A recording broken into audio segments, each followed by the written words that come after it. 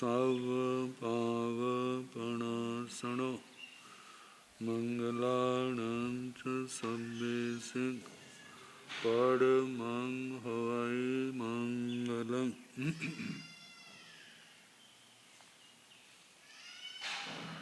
जिन शासन जिन वाणी सदा जयवंत हो, श्रवण संग सदा अविचल मंगल हो।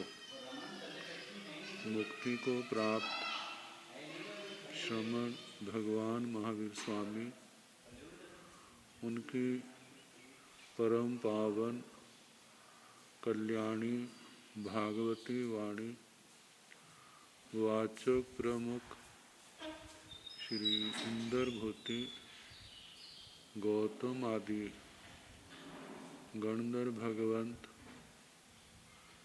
युग प्रधानाचार्य परम पूज्य श्री सुधर्मा स्वामी जी महाराज, उनकी परम पावन पाठ परंपरा वर्तमान आचार्य ध्यान योगी परम पूज्य श्री शिव मुनि जी महाराज एवं गुरुजन सबके पावन चरण सरोजों में मेरा अनंत अनंत बार वंदना नमस्कार।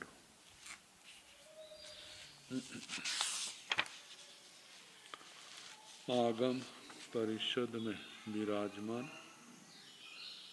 वरिष्ठ मुनिराज, अन्य मुनिवृंद, परमादरणीय भगवती स्वरूपा महासाधु, श्री अनुयोग द्वार सूत्र उसकी वाचना प्रारंभ है, जो समाप्ति की ओर बढ़ रही है। अनुयोग द्वार के 4 अंग उपक्रम, निक्षेप, अनुगम और नय। तीसरा अनुगम,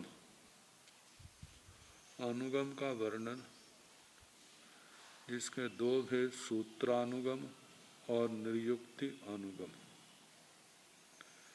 निर्युक्ति अनुगम के 3 भेद, निक्षेप निर्युक्ति अनुगम, उपोद्घात निर्युक्ति अनुगम, सूत्र स्पर्शिक निर्युक्ति अनुगम। निक्षेप निर्युक्ति अनुगम, जिसका नाम स्थापना द्रव्य भाव के रूप में वर्णन आता है। उपोद्घात निर्युक्ति अनुगम, जिसमें 26 बातें कही थी और वे सुना रहे थे। उद्देश्य निर्देश आदि 19 तक सुना चुके थे। 20वीं है कितने।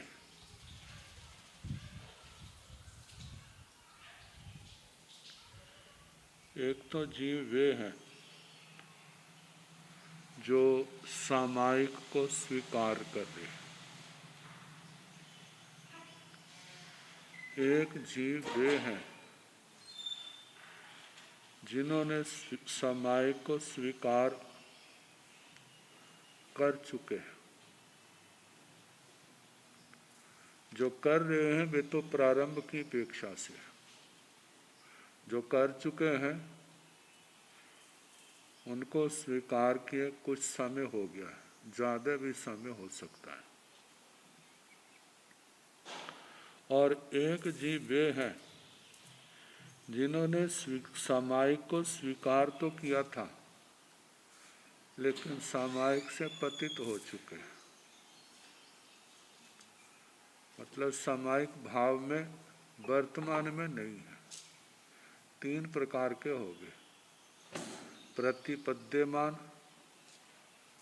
प्रतिपन्न और पतित, जिनको प्रतिपाती कहा जाता है।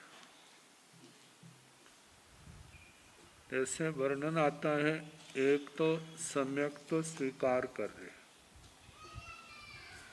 एक सम्यक्त्व के अंदर स्थित है और एक वे जीव सम्यक्त्व प्राप्त करने के बाद सम्यक्त्व के अंदर गिर चुके, सम्यक्त्व से गिर चुके और मिथ्यात्व के अंदर कहा जाता है ऐसे जीव जो हैं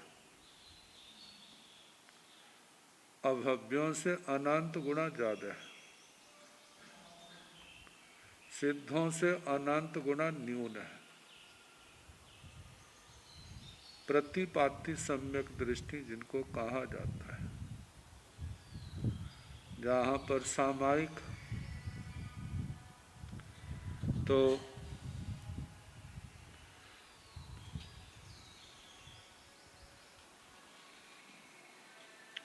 क्षेत्र पल्योपम का असंख्यात्मा भाग,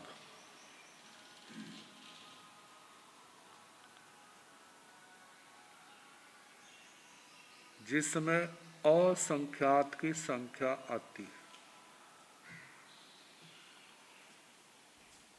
कहते हैं उन प्रदेशों के प्रमाण सम्यक्त्व और देश विरति सामायिक के प्रतिपद्य मानक जीव किसी एक काल में होते हैं। इनमें भी देश विरति के धारकों की अपेक्षा सम्यक्त्व सामायिक के धारक असंख्यात गुणा ज्यादा है। जघन्य एक दो हो सकते हैं। श्रेणी के असंख्यात्म भाग में जितने आकाश प्रदेश होते हैं, उत्कृष्टतः उतने प्रतिपद्य मानक जीव एक काल में सम्यक मिथ्याश्रुत भेदों से रहित सामान्य अक्षर श्रुतात्मक श्रुत समायिक के धारक होते हैं। अब इसको ऐसे कहा है, श्रेणी का असंख्यात्म भाग। आकाश श्रेणी जब लोक सारे लोक को कल्पना के द्वारा घन रूप बना देते हैं, तो आकाश श्रेणी जो है 7 राजू प्रमाण बनती है। 7 राजू चौड़ी प्रतर और ये 7 राजू घन रूप जो लोक का आकार बनता है, जो 343 की संख्या आती है। 7 को 7 से गुणा करो 49, 49 को 7 से गुणा करे तो 343। तो कहा कि एक आकाश श्रेणी में जितने आकाश प्रदेश हैं उसका असंख्यात्म भाग, जितने असंख्यात्म भाग में प्रदेश हैं उतने जीव एक समय में सम्यक्त्व समाय को स्वीकार करते हैं। वैसे गुणस्थान के थोकड़े में वर्णन आता है, 6ठे गुणस्थान में जीव तो संख्यात ही होते हैं, लेकिन 5वें गुणस्थान में असंख्यात जीव होते हैं। मनुष्य तो संख्यात हैं, लेकिन त्रियंच श्रावक श्राविकाओं को मिलाने पर ये संख्या बनती है। और जितने 5वें गुणस्थान में जीव हैं, दूसरे गुणस्थान में ज्यादा से ज्यादा हो तो 5वें गुणस्थान से असंख्यात गुना ज्यादा वहां पर होते हैं। कभी एक भी नहीं होता, इतने हो सकते हैं। तीसरे गुणस्थान में उससे भी असंख्यात गुना ज्यादा जीव हो सकते हैं। चौथे गुणस्थान में जहां जीव सदा पाए जाते हैं, तीसरे गुणस्थान से भी असंख्यात गुना ज्यादा होते हैं। तो हम अनुमान लगा सकते हैं कितने जीव होंगे। वह देखा जाए तो जो हमारी कल्पना से बाहर की बात है, जैसा आगम के अंदर आता है उसी के अनुसार हमें स्वीकार करना होता है। तो बताया है जघन्य 1, 2, 3 उत्कृष्ट श्रेणी के असंख्यातमें भाग में जितने प्रदेश हैं उतने जो सम्यक तो समय को प्रतिपद्यमान स्वीकार करने वाले एक समय में हो सकते हैं। सदा ऐसा हो ऐसा नहीं, लेकिन जब कभी हो तो ज़्यादा ज़्यादा इतने हो सकते हैं, और ना हो तो एक भी ना हो।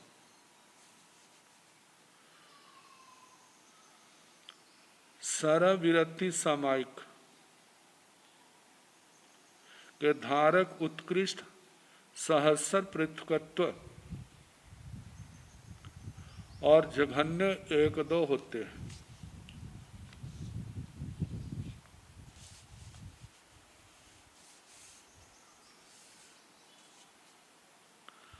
बताया सम्यक्त्व और देशवृत्ति सामायिक के पूर्व प्रतिपन्नक एक समय में उत्कृष्ट और जघन्य असंख्यात होते हैं।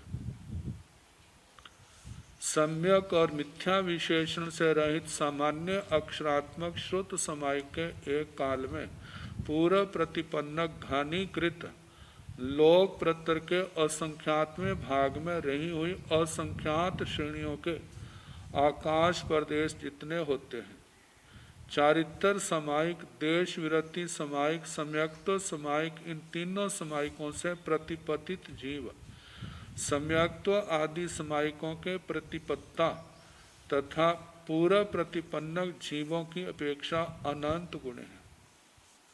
क्योंकि बताया था कि जो पूर्व प्रतिपत्तित जो सम्यक्त्व से पतित हैं उनकी संख्या अनंत है।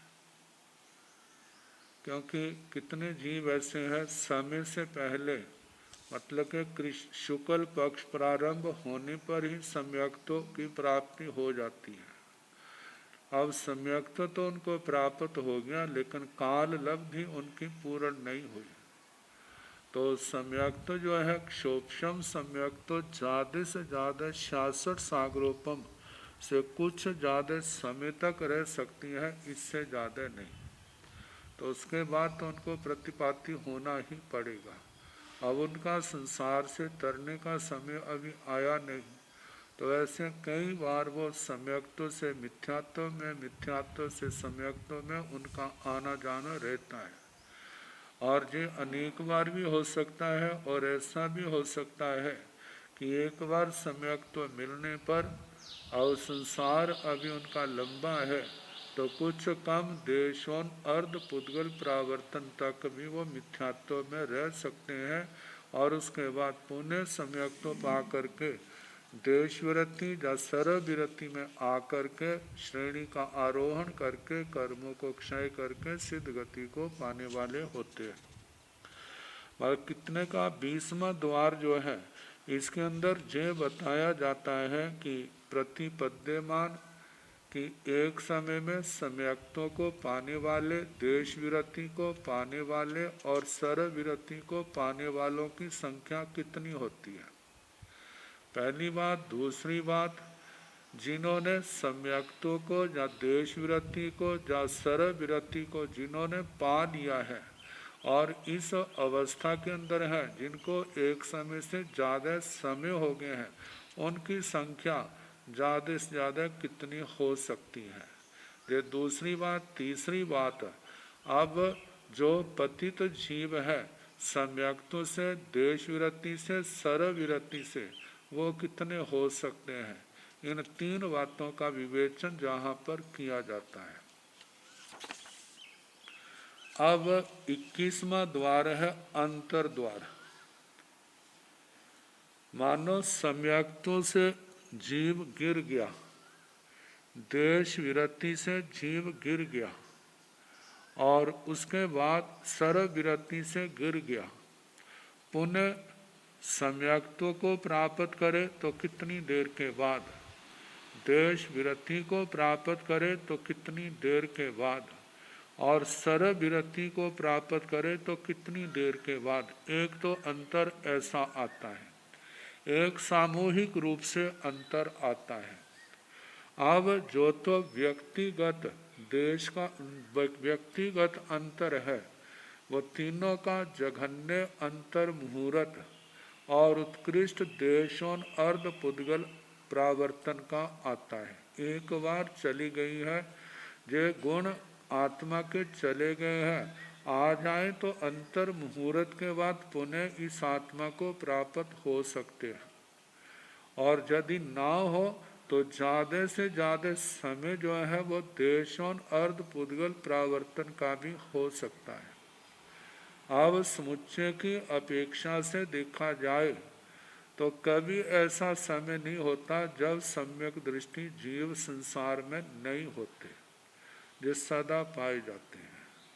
और देश विरति को देख करके देखा जाए तो ऐसा भी समय कभी नहीं होता जब कोई भी देश विरति जीव जहाँ पर ना हो स्थायी द्वीप के अंदर, और सर्व विरति जीव कभी ना हो ऐसा भी कभी नहीं होता।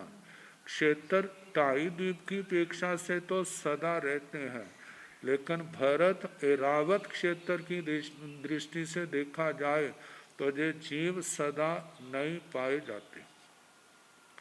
और सम्यक्त्व की अपेक्षा से हम कह सकते हैं पहला आ रहा है, दूसरा आ रहा है। जब तक एक पल्योपम तक की जुगलियों की आयु है तब तक उनमें सम्यक दृष्टि हो सकते हैं, लेकिन जैसे पल्योपम से आयु कम आएगी तो वहाँ पर सम्यक दृष्टियों का अभाव हो जाएगा।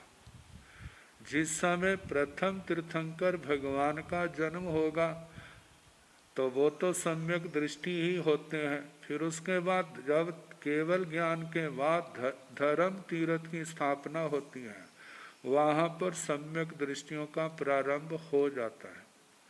मान 24 तीर्थंकर भगवान है। इस वर्तमान अवसर्पणी काल में 7 अंतरों में तीर्थ का विच्छेद हुआ है। वो विच्छेद होने के कारण से कोई भी सम्यक दृष्टि या देश विरति सर्व विरति नहीं रहा, तो वो अंतर हो गया। मानो तीर्थ का विच्छेद नहीं होता है तो पहले तीर्थंकर भगवान से लेकर के 24वें तीर्थंकर भगवान के तीर्थ तक लगातार जो सम्यक्त्व देश विरति सर्व विरति आदि रहते हैं। लेकिन जब छठा आरा प्रारंभ हो जाएगा तो इन तीनों का ही क्या हो जाएगा, विच्छेद हो जाएगा। तो भरत एरावत क्षेत्र की अपेक्षा से तो साधी शांत आता है, लेकिन महाविद्या की अपेक्षा से ये चीजें सदा पाई जाती हैं समुच्चय रूप से। तो इस प्रकार ये अंतर द्वार हुआ व्यक्ति की अपेक्षा से और समूह की अपेक्षा से। आगे निरंतर काल का मतलब है बिना अंतर के लगातार कितने काल तक सामायिक ग्रहण करने वाले होते हैं।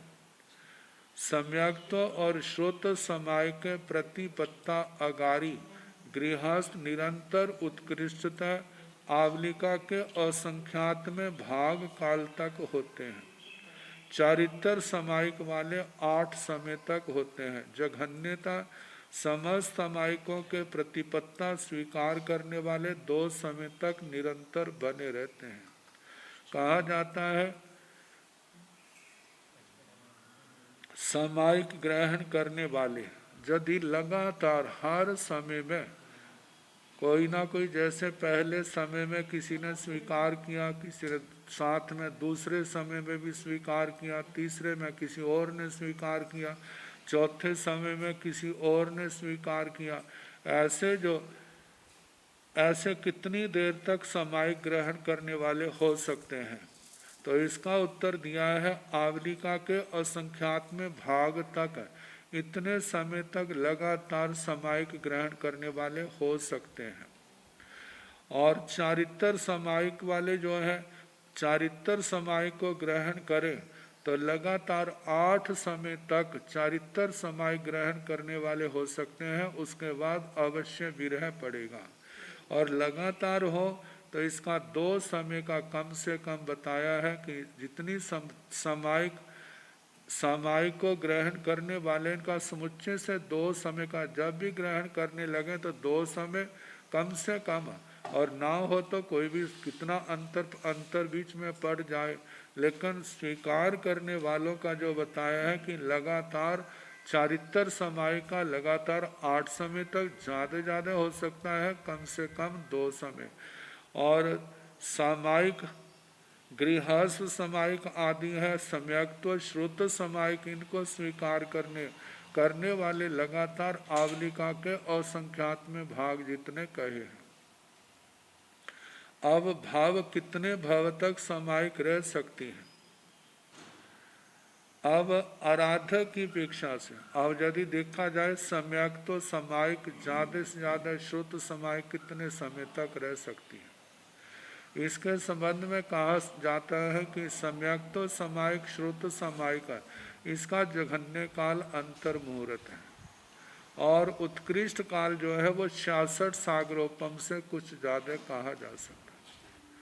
66 इतने समय के बाद जहाँ तो वह क्षायिक सम्यक्त्व में आ जाएगा।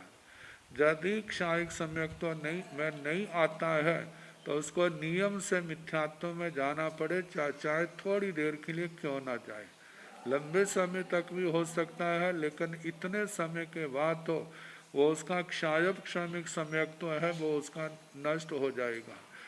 यदि वो क्षायिक सम्यक्त्व में चला गया तो उसकी आदि है, अंत नहीं।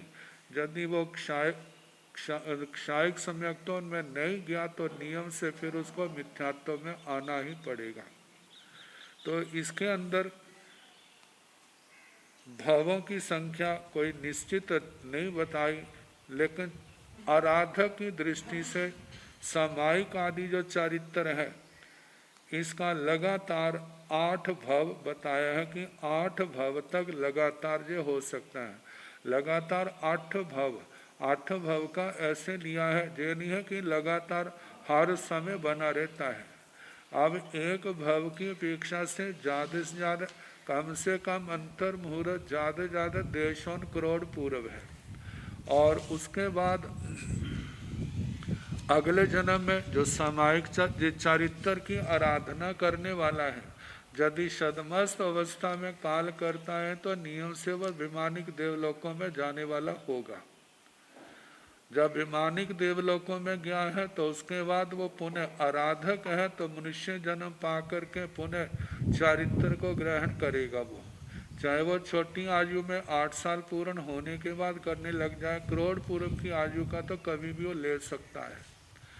तो ऐसे दूसरा मनुष्य जन्म आया, इसमें भी उसको चारित्र की प्राप्ति हुई और आजीवन पालन किया है, अंतिम समय आराधक हुआ है।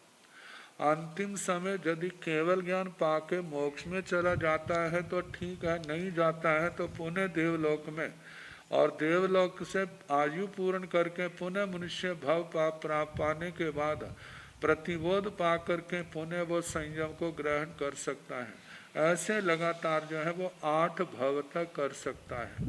8 भव तक का आराधक चरित्र। इसमें यदि हम देखें तो सुख विपाक के अंदर सुबाहु कुमार का चरित्र आता है। सुबाहु कुमार के चरित्र के जो आराधक भव है वो क्या है, 8 बैठते हैं। तो 8 होने तो इसलिए कहा जाता है जो चरित्र जो है, और भगवती सूत्र के अंदर संयत का सामायिक संयत छेदो स्थापनीय, इनका जो है लगा कषाय कुशील का ज़्यादा से ज़्यादा 8 भव हो सकते हैं। 8 भव में ऐसे चारित्र ले सकता है, इसके अंदर वो अवश्य संसार को पार करने वाला होगा। अब है किस चारित्र को एक भव में कितनी बार प्राप्त कर सकता है, तो वह जिसको आकर्ष के नाम से कहा है कि सामायिक आकर्ष एक भव में, जहाँ अनेक भवों में कितने होते हैं, अर्थात एक भव में अनेक भवों में सामायिक कितनी बार धारण की जा सकती है। तीनों सामायिक सम्यक्त्व, श्रुत और देश विरत सामायिक आकर्ष एक भाव में उत्कृष्ट से सहस्र पृथकत्व मतलब 2000 से लेकर 9000 तक हो सकते हैं, और सरविरति के शत पृथकत्व, सरविरति जो है जीवन में भावों की अपेक्षा से आना और जाना रहने के कारण से 200 से लेकर के 900 तक इतनी बार हो सकता है। प्रत्येक 200 से लेकर के 900 तक जो सर्व विरति का है, क्योंकि कहा जाता है एक तो व्यवहार में होता है, एक निश्चय में होता है। निश्चय में कब किसके परिणाम गिर जाए, कब किसके परिणाम चढ़ जाए, तो इसका निश्चय नहीं कहा जा सकता।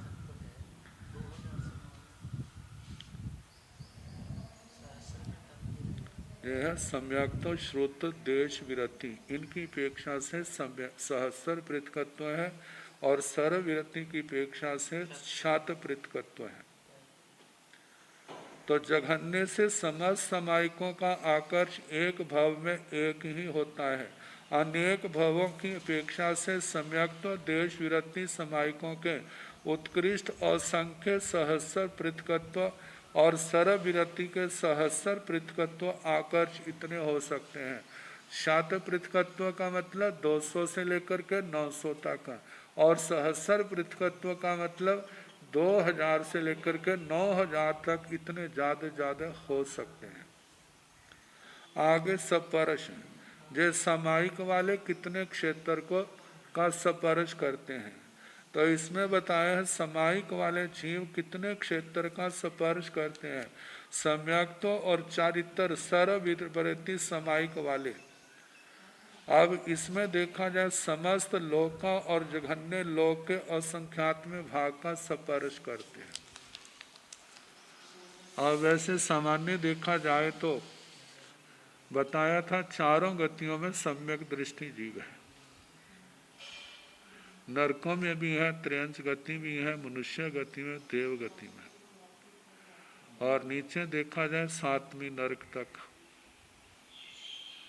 और मानो जहाँ का कोई सम्यक दृष्टि जीव सम्यक्त्व में काल करता है, लेकिन उसने नरक आयु पहले बांध ली थी, तो 6ठी नरक तक वो सम्यक्त्व को साथ लेकर के जा सकता है। तो जहाँ से काल कर रहा समुद्र मारणांतिक समुद्र घात कर रहा है, मारणांतिक समुद्र घात से जहाँ से समुद्र घात करते करते 6ठी नरक तक उसके आत्म प्रदेश पहुँच गए। तो समुद्र घात की अपेक्षा से वहाँ तक स्पर्श कर लिया ना। और मानो किसी ने त्रियंच सम्यक्तों से पहले त्रियंच गति का बंद का आयु का बंद कर लिया था, ताई द्वीप से या तिरछे लोक से एक स्थान से दूसरे स्थान पर सम्यक्त अवस्था में काल करता है, तो सम्यक्त लेकर के सम्यक दृष्टि जीव जो है वो पंचेंद्रिय त्रिंचों में विकलेंद्रियों में वहाँ पर भी तो सम्यक्त को लेकर के जा सकता है। पंचेंद्रिय त्रिंचों में तो क्षोभन सम्यक्तों की सत्ता बताई है, लेकिन विकलेंद्रियों में स्वादन सम्यक्तों की दृष्टि से वो स्पर्श बताया गया। और जहाँ से यदि सम्यक दृष्टि जी श्रावक है, श्राविका है, साधु साध्वी है, मारणांतिक समुद्र घात करते हैं, तो श्रावक श्राविका त्रियंच है, तो वो 8वें देवलोक तक तो क्या हो सकते हैं। जब मारणांतिक समुद्र घात के द्वारा वो स्पर्श कर लेते हैं। मनुष्य श्रावक श्राविका 12वें देवलोक तक का, साधु साध्वियाँ जो है वो 26वें देवलोक तक का, 569 विमानों तक का जो स्पर्श हो जाता मारणांतिक समुद्र घात से। लेकिन फिर भी जो सारा जो है ना लोक का असंख्यात्म भाग बैठता है। अब केवली भगवान है, वो भी तो सर्व विरति चारित्र के आराधक हैं। अब केवली भगवान जिस समय केवली समुद्र घात करते हैं, तो एक समय ऐसा आता है जब वो सारे लोक का स्पर्श करते हैं। इस दृष्टि से कहा है कि समुद्र घात की अपेक्षा से सारे लोक का स्पर्श, और बिना समुद्र घात से लोक के असंख्यात्म भाग का जो सम्यक दृष्टि देश विरति सर्व विरति लोक के असंख्यात्म भाग का स्पर्श करते हैं। तो बताए समायिक वाले जीव कितने क्षेत्र का स्पर्श करते हैं। सम्यक्त्व और चारित्र सर्व विरति समायिक वाले केवली समुद्र घात की अपेक्षा से समस्त लोक का और जघन्य लोक के असंख्यात्म भाग का स्पर्श करते हैं। कितने शुद्ध और देश विरति समायिक वाले उत्कृष्ट से 14 राज्यों प्रमाण लोक के 7 राज्यों 5 राज्यों 4 3 और 2 राज्यों प्रमाण तक का स्पर्श करते हैं। आगे निरुक्ति 26वां बोल है। सामायिक की निरुक्ति, निरुक्ति क्या है? निश्चित उक्ति कथन को निरुक्ति कहते हैं। मतलब कोई भी शब्द है उसका वही अर्थ कहना जो निकलता है। मानो शब्द के कई बार अनेक अर्थ निकल जाते हैं, तो जब नाम स्थापना द्रव्य भाव की अपेक्षा से हम कहते हैं तो उसमें जो ग्रहण करने वाला है उसको ग्रहण करते हैं, बाकी अर्थ को क्या कर देते, छोड़ देते हैं कि इसको ग्रहण नहीं करना। तो ऐसे शब्दों की निरुक्ति जो करना कि शब्द कैसे बना है, जैसे अनुयोग द्वार में ही आया था, भ्रमर आया था ना। जैसे भ्रमर की निरुक्ति भ्रमती च रोती च, जो भ्रमण भी उड़ता भी है और शब्द भी करता है, इसलिए भ्रम धातु से तो क्या भ्रम ले लिया, और रू जो है वो शब्द अर्थ में आती है, उससे र ले लिया, बाकी जो है उसका लोप कर दिया। तो ऐसे जो शब्दों की निरुक्ति की जाती है उसको निरुक्ति और निरुक्ति कहा जाता है शब्दों का। जैसे निरुक्त में कहा कि पृथ्वी को पृथ्वी कहते हैं, ऐसा क्यों कहते हैं? कहते हैं प्रथनात पृथ्वी, फैली हुई होने के कारण से इसको पृथ्वी कहा जाता है। तो ऐसे शब्दों की निरुक्तियां करनी। तो निरुक्ति में उसमें तो ये चारों द्वारों की अपेक्षा से आता है, उपक्रम, निक्षेप, अनुगम और नयों की अपेक्षा से आता है। वहाँ पर नाम स्थापना द्रव्य भाव आदि की अपेक्षा से आता है, अनुयोग द्वारों की अपेक्षा, अनुयोग द्वार की अपेक्षा से। तो सामायिक की निरुक्ति क्या है? निश्चित उक्ति कथन को निरुक्ति कहते हैं। अतएव सम्यक दृष्टि को अमोह भी कहते हैं। अमोह का मतलब एक सम्यक दृष्टि ऐसे है जिन्होंने मोह को पूर्ण रूप से जीत लिया है। एक सम्यक दृष्टि ऐसे है जीता तो नहीं है, लेकिन जीतने का की साधना कर रहे हैं, जीतने का अभ्यास कर रहे हैं। एक सम्यक दृष्टि ऐसे है जो पूर्णता के पास पहुंच गए हैं। एक सम्यक दृष्टि ऐसे है जिनकी साधना अभी क्या हुई है, प्रारंभ हुई है। और एक ऐसे है जिन्होंने काफ़ी सफ़र तय कर लिया है और काफ़ी रहता भी है। तो इसलिए कहा कि जो अमोह की साधना होने के कारण से इसको सम्यक दृष्टि को अमोह भी कहा है। आगे दूसरा शब्द इसका पर्यायवाची के रूप में शोधि दिया है। देखा जाए जिस समय आत्मा के अंदर सम्यकता पैदा हो जाता है तो शुद्धि के द्वार खुल जाते हैं। आत्म शुद्धि के अब आठों कर्म है, आठों कर्मों के बंधन जो है वो हल्के होने लग जाते हैं। आयु कर्म का तो इसका जो तो लंबी स्थिति नहीं होती, लेकिन बाकी कर्म जो है उनकी लंबी स्थिति जब सम्यक तो आने के बाद फिर उनकी उत्कृष्ट स्थिति का बंध नहीं होता। बंध तो होता है लेकिन उत्कृष्ट का स्पर्श नहीं करते। अब उस समय कवि तो जब उदय भाव होता है तो बढ़ने लग जाते हैं, लेकिन जब कर्म चारित्र के भावों की प्राप्ति होती है तो उस समय कर्मों की स्थिति जो है कटने लग जाती है, जिसके कारण से आत्मा की शुद्धि होती है। शुद्धि के कारण से समाय को शोधि भी कहा जाता है। आगे सद्भाव। सद्भाव का मतलब एक तो होता है वस्तु का होना, दूसरी बात है भावनाओं का स्वच्छ होना, वो सद्भाव है। आगे दर्शन। दर्शन का मतलब जैसे सम्यक दर्शन आदि का होना। आगे बोधि। बोधि का मतलब बोध की प्राप्ति, जिसके संबंध में शास्त्रों में कहा कि 3 प्रकार की बोधि होती है, ज्ञान बोधि, दर्शन बोधि और चारित्र बोधि। आगे अविपर्य। अविपर्य का मतलब व्यवहार में किसी प्रकार की विपरीतता नहीं होती। जब सम्यक तो आ जाता है तो आत्मा के अंदर सरलता के भाव झलकते हैं, वहाँ पर माया के भाव नहीं होंगे। सुदृष्टि, सम्यक दृष्टि का स्वच्छ होना इत्यादि समाय के जो नाम है, अर्थात समाय का पूर्ण वर्णन ही समाय की निरुक्ति है। अब इसमें कितना भावों की दृष्टि से श्रवण का वर्णन आया, समाय का वर्णन आया, ये सारा इस प्रकरण के अंदर जो है इनका वर्णन आया है। तो इस प्रकार जो उपोदघात निरुक्ति का वर्णन हुआ। अब इसके आगे है सूत्र स्पर्शक सूत्र स्पर्शिक निर्युक्ति अनुगम से किंगतन सूत्र फासीय नियुक्ति अनुगमे सूत्र फासीय नियुक्ति अनुगमे सूत्रं उच्चारे अव्वं अखलियं अमिलियं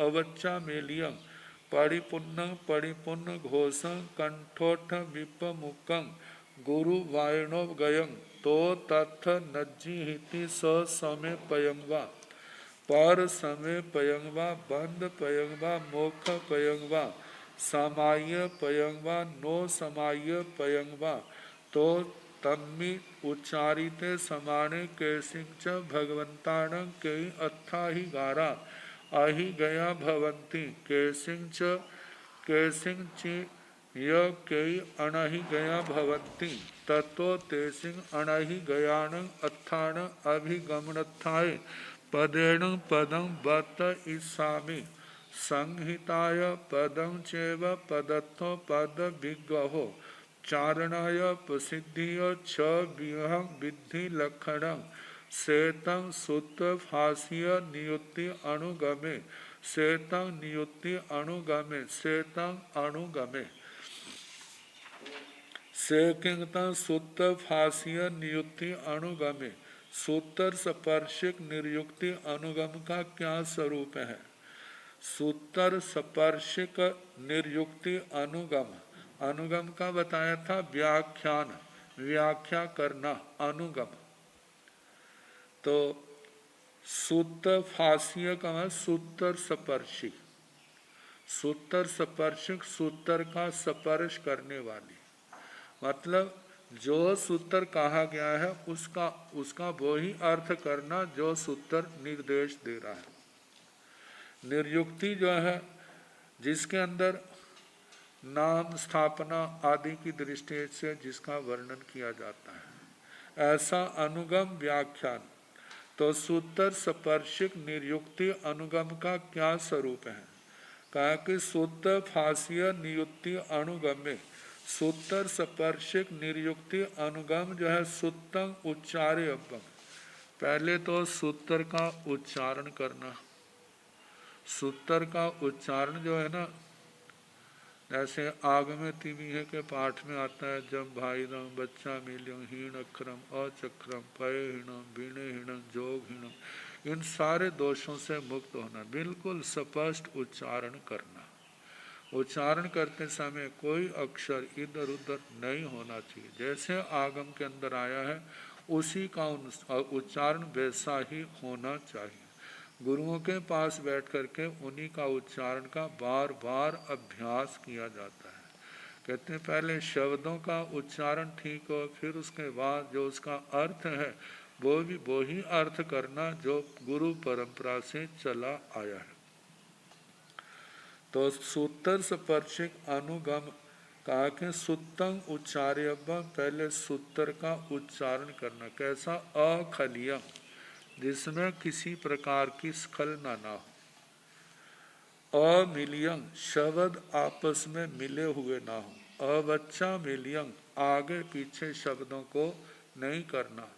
अव्यत्याम्रेणीन परिपूर्ण प्रतिपूर्ण परिपूर्ण घोषं उसका उच्चारण जो है अपने आप में प्रतिपूर्ण हो। कंठोठ विप्रमुखम कंठ ओष्ठ आदि से विप्रमुक्त हो मतलब पूर्ण रूप से उच्चारण किया गया हो। गुरु वायणव गयं और वह शब्द जो गुरु वाचना से स्वीकार किए हैं प्राप्त किए हैं गुरुओं के मुखारविंद से साक्षात सुना है उसने उन शब्दों का उच्चारण कहा जाता है। जैसे पहले आचार्य उपाध्याय वाचनाचार्य आदि होते थे तो वो सारा अभ्यास कराते थे कैसे शब्दों का उच्चारण करना है जिसमें ह्रस्व का लघु ह्रस्व का दीर्घ का आदि का सारा ध्यान रखा जाता था। तो तथ नज्जी हिति तो जिस समय सूत्र का उच्चारण किया जाता है उससे तथ वहां पर नज्जी हिति जाना जाता था। उच्चारण से ज्ञात होगा क्योंकि जब सूत्र उच्चारण होगा तो सूत्र को सुनने से पता चलेगा ना ये सूत्र किसका वर्णन कर रहा है। क्या ये स्वसमय जैन सिद्धांत का वर्णन कर रहा है या जैनेतर सिद्धांत का वर्णन कर रहा है। तो ससमयंग स्व ससमय पयंग स्व समय पद और पर समय पयंग पर समय पद का मतलब जहाँ पर शब्द है, जैसे बताया था सुपतिगंतं पदम, जिस शब्द के आगे सुबंत तिगंत प्रत्यय लगते हैं उनकी पद संज्ञा होती है, और बिना जो प्रत्यय के शब्द है संस्कृत में प्राकृत में उनका वैसा प्रयोग नहीं होता। जब प्रत्यय लगे होते हैं सुबंत जो नाम आदि के प्रकरण के हैं, और जिसमें तिगंत जो है जिसमें क्रियावाचक शब्द हैं, उन शब्दों की विभक्तियों से बहुवचनों से ही तो अर्थ का अनुमान किया जाता है, इसका ये अर्थ है। तो ऐसे अव्यय पद जो होते हैं वहाँ पर इन प्रत्ययों का लोप कर देते हैं। तो कहा है कि स्व समय पद पर समय पद आगे बंद बंद पद, बंद से संबंधित पद है।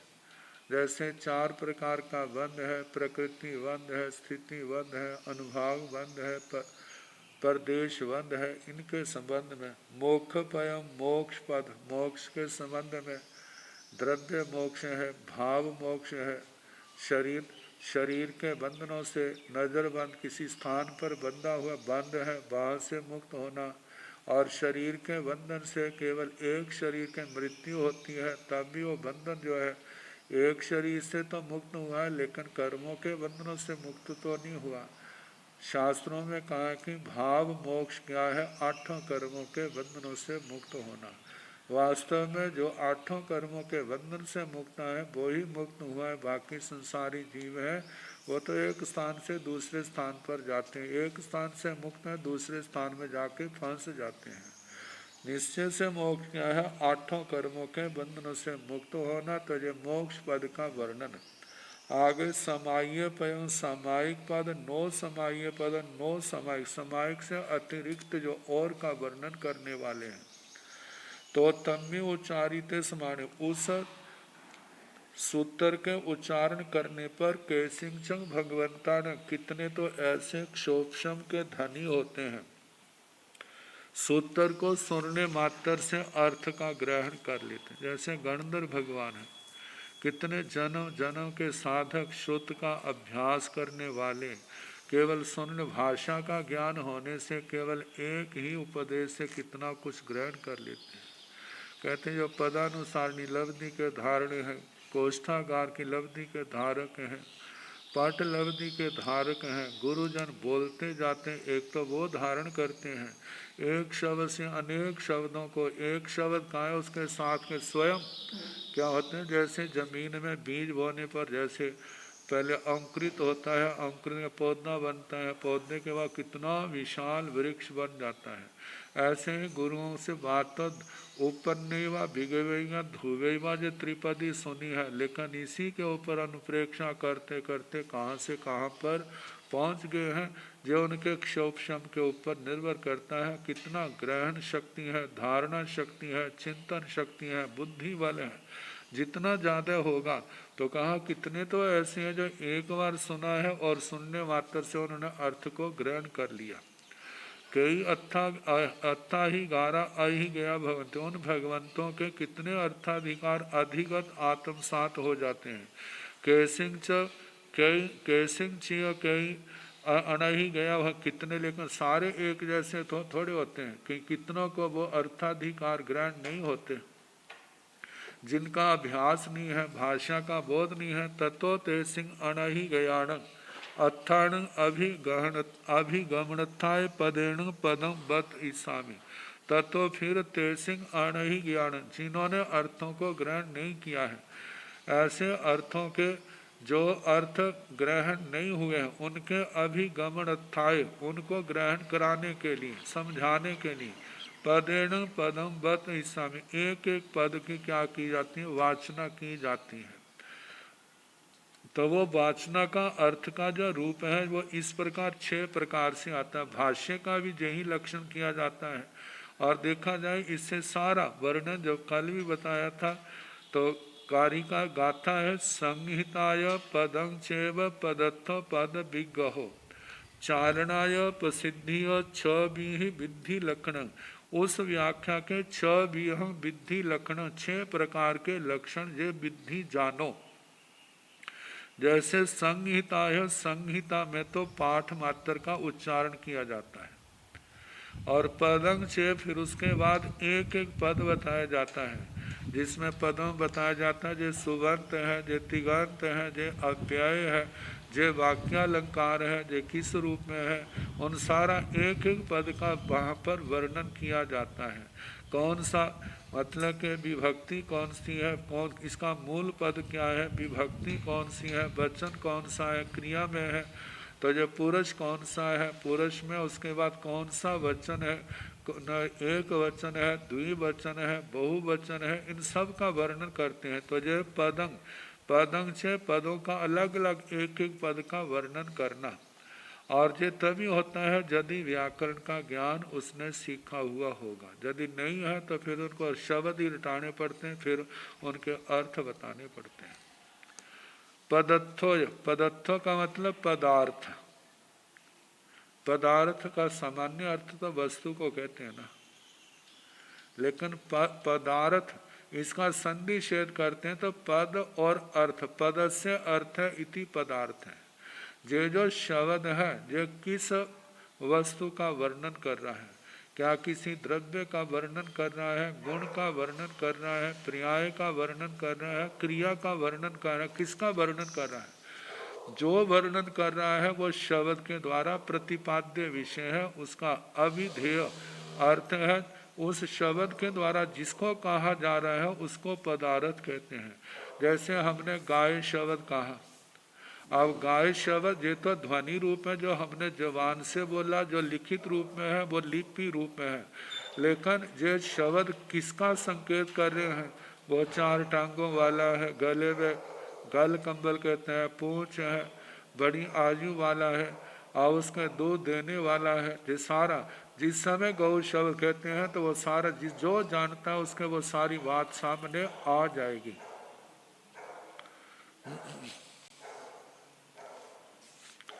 तो इस प्रकार पदार्थ शब्दों का अर्थ क्या है, ये शब्द किस अर्थ का, किस वस्तु का, किस गुण का, किस पर्याय का, किस क्रिया का वर्णन कर रहे हैं। आगे पद विग्रहो, जो सूत्र में समस्त पद हैं, समस्त का मतलब समास प्रधान, जैसे ज्ञाता धर्म कथा में वर्णन आता है, जैसे प्रश्न व्याकरण में आता है समस्त पद।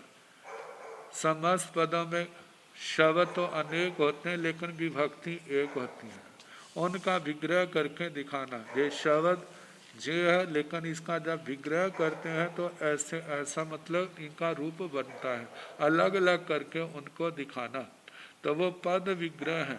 आगे चारणा, चारणा का मतलब है शंका समाधान। अब जैसे पढ़ने वालों को तो इतना बोध है नहीं है, तो गुरुजन स्वयं प्रश्न करते हैं, शिष्यों के सामने प्रश्न किया, अब शिष्य स्वयं जब उनको आता होगा उसका उत्तर तो बताएंगे, नहीं आता होगा तो फिर गुरुओं से स्वयं पूछेंगे आप इसका उत्तर दो।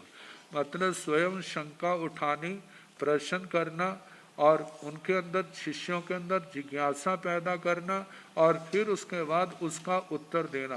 कहाँ कहाँ कौन कौन से प्रश्न आ सकते हैं, क्योंकि गुरुओं ने बार बार पढ़ा है, पढ़ाया है। कहाँ कहाँ जो तो प्रतिबुद्ध है वो तो प्रश्न करता है, लेकिन जो अभी प्रतिबुद्ध नहीं है तो वो केवल सुनता है, प्रश्न करने की क्षमता नहीं है। जैसे भगवान सुनाते थे तो बीच में गौतम स्वामी जी एकदम पूछ लेते से कीणठेण भंते एवं बुच्चाई, से कीणठेण भंते एवं बुच्चाई, हे भगवान ऐसा किस दृष्टि से कहा जाता है। तो ऐसे प्रश्न पूछना और उत्तर देना। और यदि मानो शिष्य व्युत्पन्न नहीं है तो गुरु स्वयं प्रश्न करते हैं और स्वयं फिर उसका उत्तर देते हैं। तो इसको चालना कहा है। आगे प्रसिद्धि का मतलब है उसका विस्तार से ऊहापोह करते हुए सारा उसका वर्णन करना।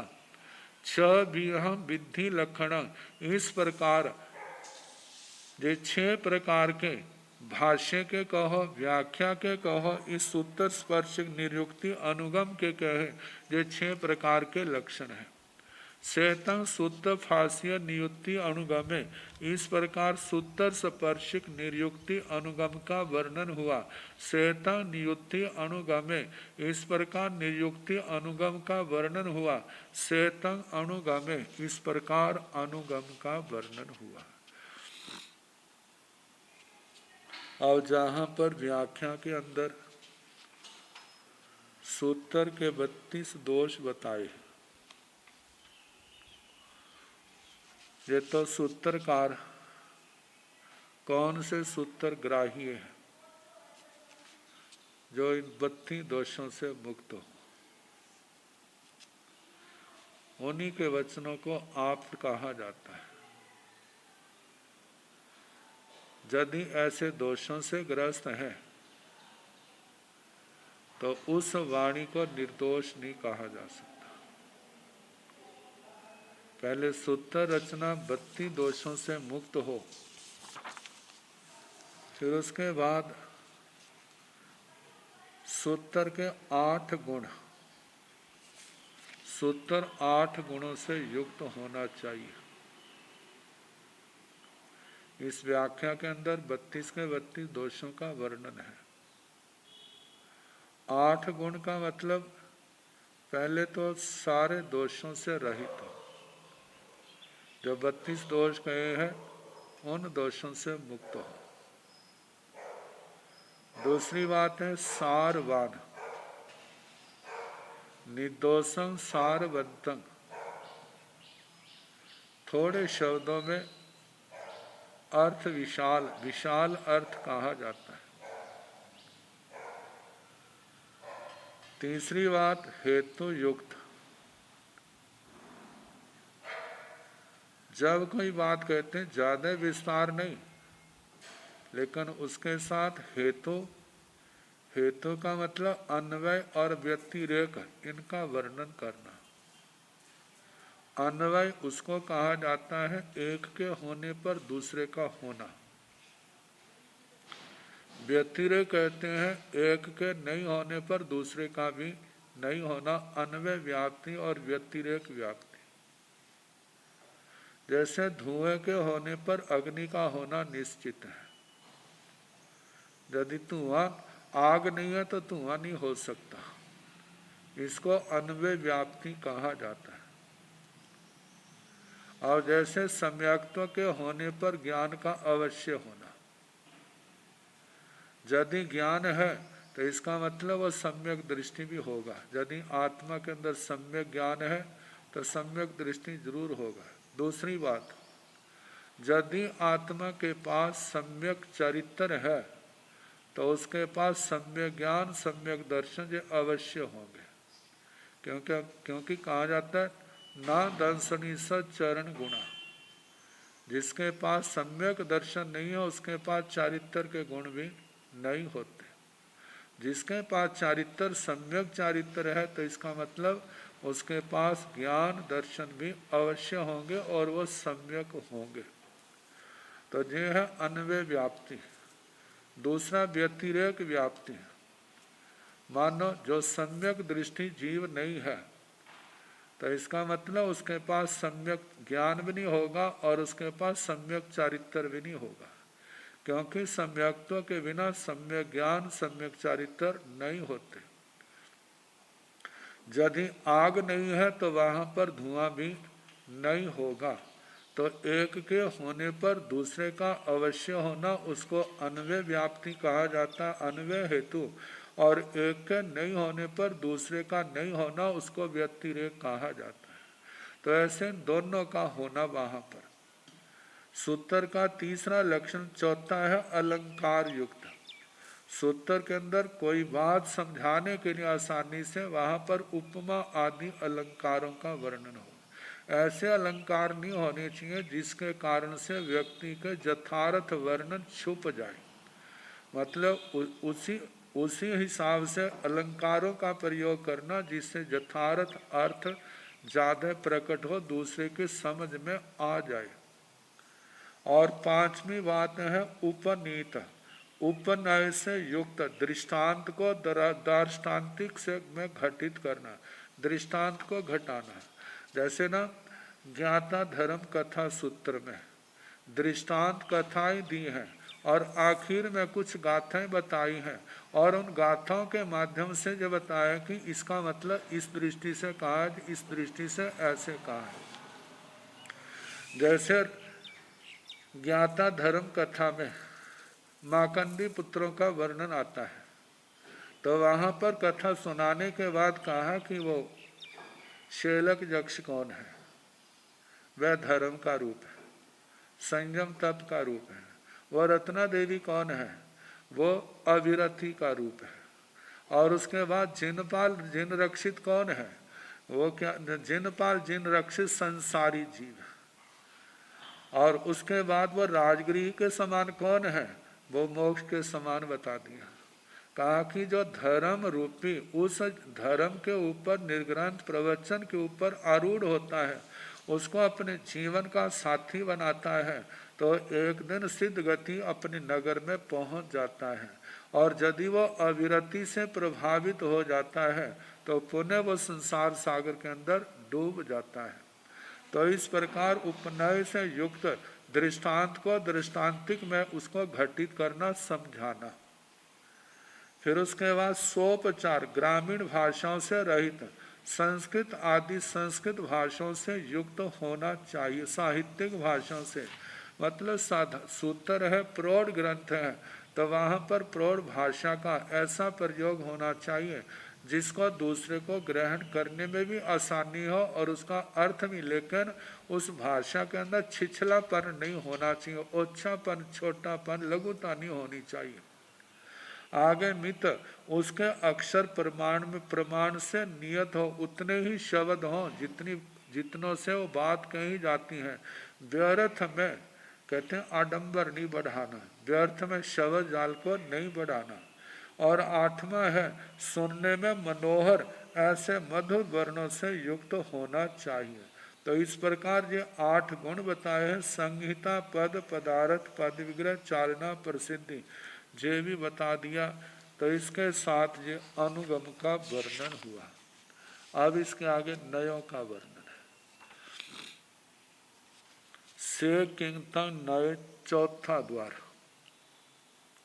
7 मूल नया पणत्ता, तंजाहा नेगमे संगाहे बबहारे, उज्जु सुए सद्य समभिरूढ़े एवं भूते तत्थ, नेगहिं माणेहिं मीनाइति नेगमसय निरुत्ति, शेषाणंपि नयाणं लक्षण मीनमो सुणः वोक्षं, संगह्य पिंडियत्थं संगह वैणं समास विद्धि, वच्चाई विनिच्छियत्थं व्यवहारो शब्दव्येषु, पच्चुपन्न गाहि उज्जु सुवो नय विहि मुणे अब्बो, इच्छाई विशेषीय तरंग पच्चुपन्नं नव सद्दो,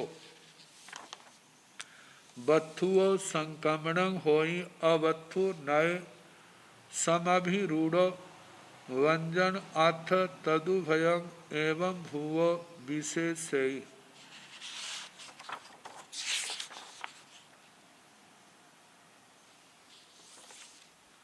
सेकिंग तंग नय, नय का क्या स्वरूप है? कहा जाता है वस्तु में अनंत धर्म है। अनंत धर्म का मतलब क्या है? एक होता द्रव्य से अनंत होना, एक होता क्षेत्र की अपेक्षा से अनंत होना, एक होता है काल की अपेक्षा से अनंत होना, एक होता भाव की अपेक्षा से अनंत होना, इन सब बातों की दृष्टि से देखा जाता है। और गणना की दृष्टि से देखा जाए तो जीव अनंत है, उद्गल भी अनंत है, परमाणु अनंत है। स्थानक सूत्र में आया था ना, एक परमाणु की वर्गणा। द्विप्रदेशी वो भी अनंत है। स्कंद त्रिप्रदेशी स्कंद अनंत है, 4 प्रदेशी स्कंद अनंत है, 5 प्रदेशी स्कंद अनंत है, 6 प्रदेशी, 7, 8, 9, 10 संख्यात असंख्यात। ये क्या अनंत प्रदेशी स्कंद भी क्या है? अनंत है। भव्य जीव भी अनंत है, अभव्य जीव भी क्या है? अनंत है। सिद्ध भगवान भी अनंत है। वनस्पति काय के में जीव जो है वो भी अनंत है। शेष दंडकों में अनंत नहीं है। शेष दंडकों में मनुष्यों में संख्यात असंख्यात, बाकी सब में असंख्यात होते हैं। ये गणना की दृष्टि से क्षेत्र की अपेक्षा से अनंत देखा जाए तो लोक तो क्षेत्र की अपेक्षा से अनंत नहीं है कि इसका अंत न आता हो। ये आकाश अनंत है, आकाश का कोई आर पार नहीं है। मानो लोकाकाश उसका तो अंत है, लेकिन आलोक का जहाँ लोक समाप्त होता है वहाँ शुरू होता है, उसके आगे उसका कोई अंत नहीं है। जो क्षेत्र की अपेक्षा से, काल की अपेक्षा से जहाँ पर चौभंगी बनती है, एक अनादि अनंत है, एक सादी संत है, एक सादी अनंत है, एक अनादि शांत है। आज का समय तो हो गया, इनके समय कल जैसे समय होगा वर्णन करने का प्रयास करूंगा। नयों का प्रसंग भी काफी लंबा चौड़ा है, इनके ऊपर स्वतंत्र किताबें बनी हुई